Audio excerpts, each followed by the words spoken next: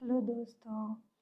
तो चलिए आज हम पढ़ते हैं MSN मेडिकल सर्जिकल नर्सिंग, जिसका टॉपिक है पेप्टिक अल्सर। पेप्टिक अल्सर मतलब वो कि जब हमारे स्टमक में HCl काफ़ी इंक्रीज होने की वजह से अल्सर होगी, जिसको हम कहेंगे पेप्टिक अल्सर। पेप्टिक का मतलब ये होता है स्टमक, हमारा पेट जो होता है ये होगा। चलिए अब हम इसका डेफिनेशन देखते हैं। It is a condition to the effect HCl of GI system such as esophagus or duodenum mucous membrane।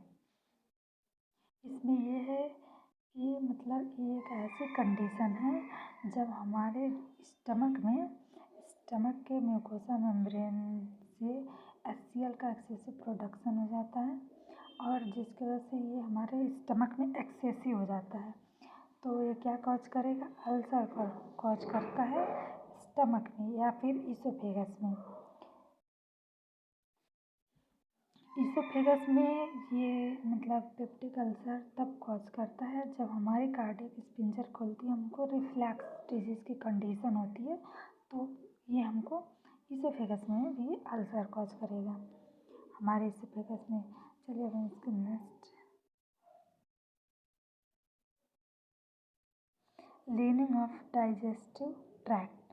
ये क्या करेगा? डाइजेस्टिव ट्रैक्ट में जैसे आ जाएगा हमारा ड्यूडेनम। इसमें क्या करेगा? ड्यूडेनम में भी इफेक्ट करेगा। ये HCl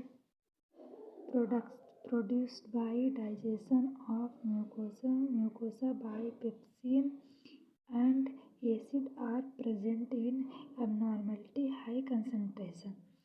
इसमें ये है कि जब हमारे म्यूकस मेम्ब्रेन में HCl की वजह हाई HCl कंसंट्रेशन की वजह से इफ़ेक्ट होगा, तो ये होगी एबनॉर्मलिटी की वजह से हुई, क्योंकि एबनॉर्मलिटी तो हुई, पहले नॉर्मल वो प्रोड्यूस हो रहा था HCl, फिर बाद में क्या हुआ?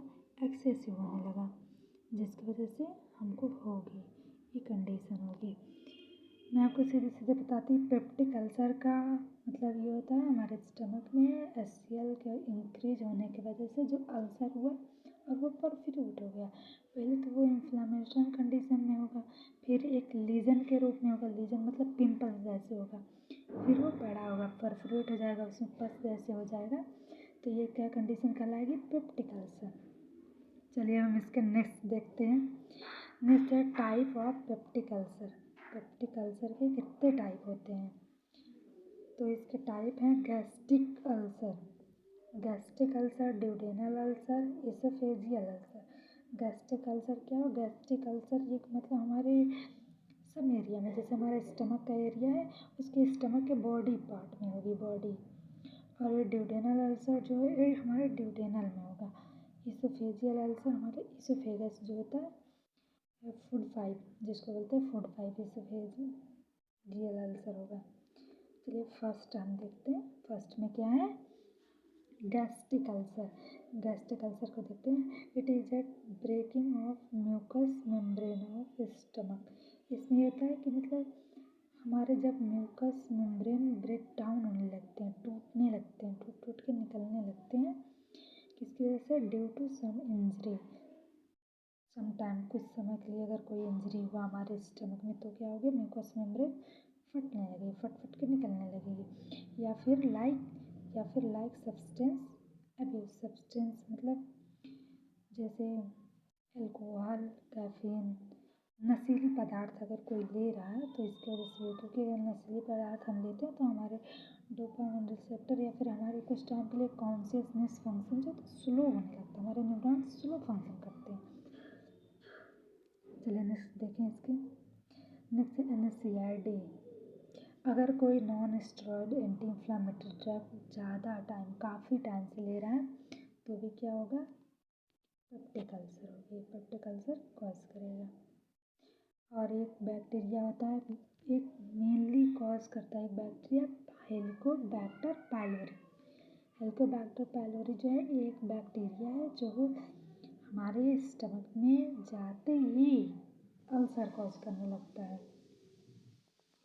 टाइप अगला देखते हैं, type second duodenal ulcer. Duodenal ulcer ये भी क्या होगा, सम एरिया में होगा, ड्यूडेनम ही में बस होगा, स्टमक में नहीं होगा। ये भी क्या होगा, अगर हाई कंसंट्रेशन HCl है और फूड में हमारे मिक्स हुआ, स्टमक के बाद जस्ट पहुंचा हमारे ड्यूडेनम में, तो ये क्या करेगा, हाई कंसंट्रेशन है तो ये क्या करेगा, हमारे ड्यूडेनम में अल्सर कॉज करेगा, क्योंकि हमारी जो ड्यूडेनम की म्यूकस मेम्ब्रेन होती है वो बहुत पतली होती है, बहुत सॉफ्ट होती है। देखते हैं, ulceration in mucosa of oesophagus, it is due to hydrochloric acid reflex in oesophagus. ये मतलब तब होता है जब काफ़ी ज़्यादा हमने फूड खाया, वो काफ़ी ज़्यादा एसिडिक हुआ हाइड्रोक्लोराइड की वजह से, तो ये क्या होगा, ये मतलब ड्यूडेनम में पहुंचा, लेकिन क्या होगा, ड्यूडेनम आगे पास आउट नहीं करेगा, वो सीधा रिफ्लेक्स कर देगा, रिफ्लेक्स करेगा तो हमारे स्टमक के स्पिंचर खुलेंगे, कार्डियक स्पिंचर, पाइलोरिक स्पिंचर खुलेंगे, और ये क्या, जो हमारी ये मटेरियल है जो हमारे ड्यूडेनम में पहुँचे वो कहाँ पहुँच जाएंगे, इसोफेगस में, जो हमारे इसोफेगस में क्या करेंगे, अल्सर कॉज करेंगे, और कहाँ कॉज करेंगे, स्टमक ड्यूडेनम तीनों में कॉज करेंगे, क्योंकि ये ड्यूडेनम से इसोफेगस साइड जा रहा है, क्योंकि रिफ्लेक्स का मतलब होगा, मतलब ऊपर गया, नीचे आया था और ऊपर गया। अब इसका कॉज देखते हैं, कॉज क्या है,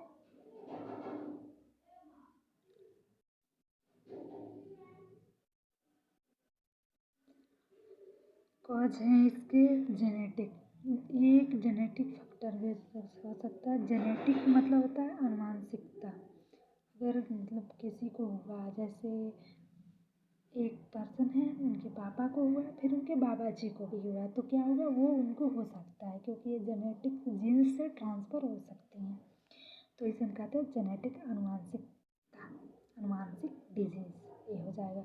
लॉन्ग टाइम स्ट्रेस, अगर कोई लंबे समय तक टेंशन में रह रहा है, किसी चीज़ के स्ट्रेस में रह रहा है, तो जाहिर सी बात है कि बंदे को भूख नहीं लगेगी, खाना नहीं खाएगा, खाना नहीं खाएगा तो स्टमक खाली रहेगा, ज़्यादा टाइम तक एम्प्टी रहेगा, तो क्या HCl प्रोड्यूस तो होगी ही होगी, और जब HCl प्रोड्यूस होगी तो ये क्या करेगा, हमारे म्यूकस मेम्ब्रेन को इफेक्ट करेगा।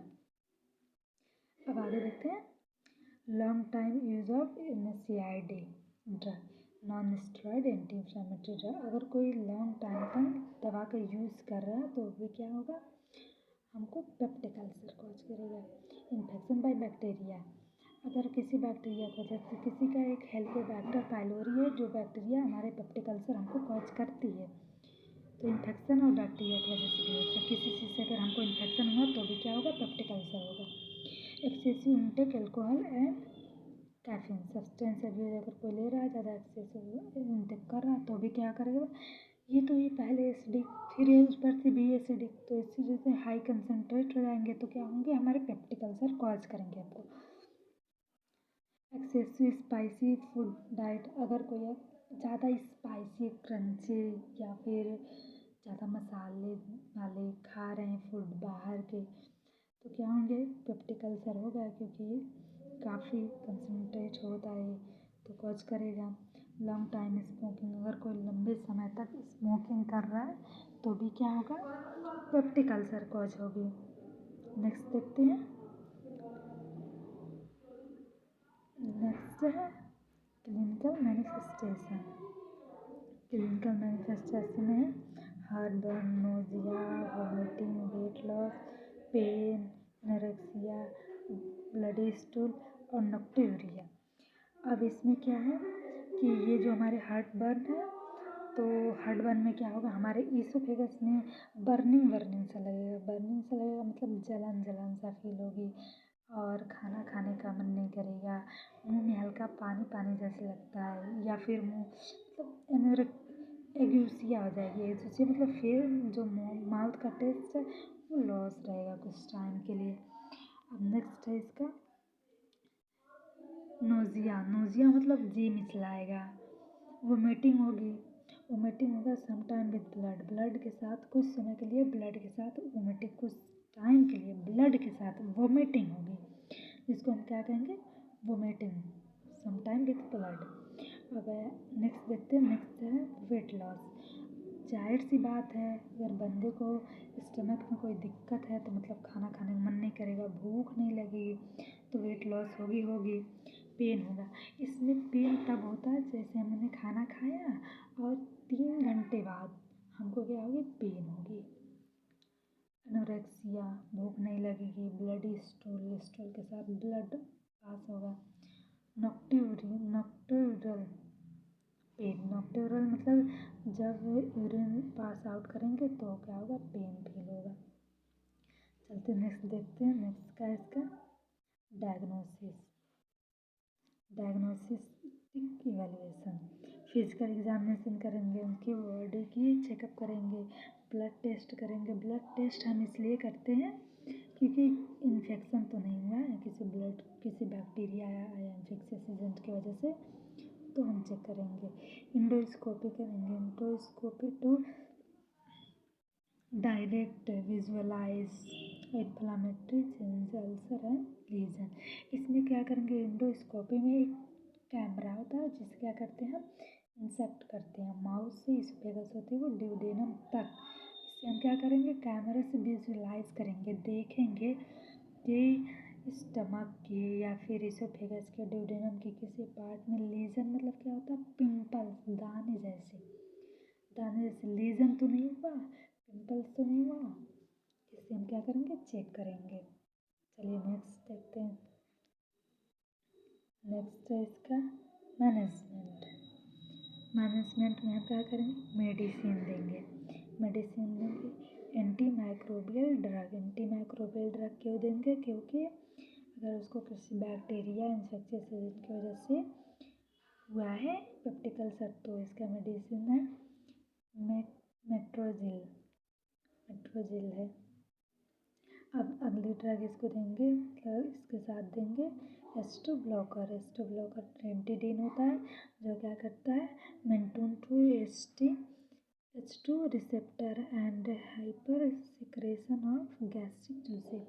ये H2 ब्लॉकर जो होता है ये हमारी मतलब जो हमारे रिसेप्टर होते हैं स्टमक के, उनको क्या करता है, जो से रिसेप्टर मतलब वो होते हैं जो गैस्ट्रिक जूस, बाइल जूस, ये सब जो प्रोडक्ट करता है, जो मेम्ब्रेन या म्यूकस मेम्ब्रेन, तो उसको क्या कहते हैं, हम रिसेप्टर कहते हैं। H2 ब्लॉकर तो ये उसको क्या करता है, मेंटेन करता है। अगर हाई मतलब कम लो तो होगा ही नहीं, हाई होगा, तो हाई हुआ है तो उसको क्या करेगा, मीडियम में लाएगा, मेंटेन करेगा। इसका मेडिसिन है रेंटिटिडीन। ये काफ़ी अच्छी दवा होती है H2 ब्लॉकर का, जिसका नाम है रेंटिटिडीन। अब नेक्स्ट इसका मेडिसिन है एंटासिड। एंटासिड क्या करता है, न्यूट्रलाइज करता है HCl का। अगर HCl ज़्यादा प्रोड्यूस हुआ है, स्टमक में हाइपर हुआ है, तो क्या करेगा, ये इसको न्यूट्रलाइज करेगा, मीडियम करेगा, मैनेज करेगा कि एक लेवल में प्रोड्यूस है जितने क्या करे हमारे स्टमक ड्यूडेनम या इसोफेगस के मेम्ब्रेन उसको अब्सॉर्ब कर सके, बस उतना ही। ओमेप्राजोल, ये भी क्या होता है, पेप्टिक अल्सर का मेडिसिन होता है। तो थैंक यू फॉर वॉचिंग।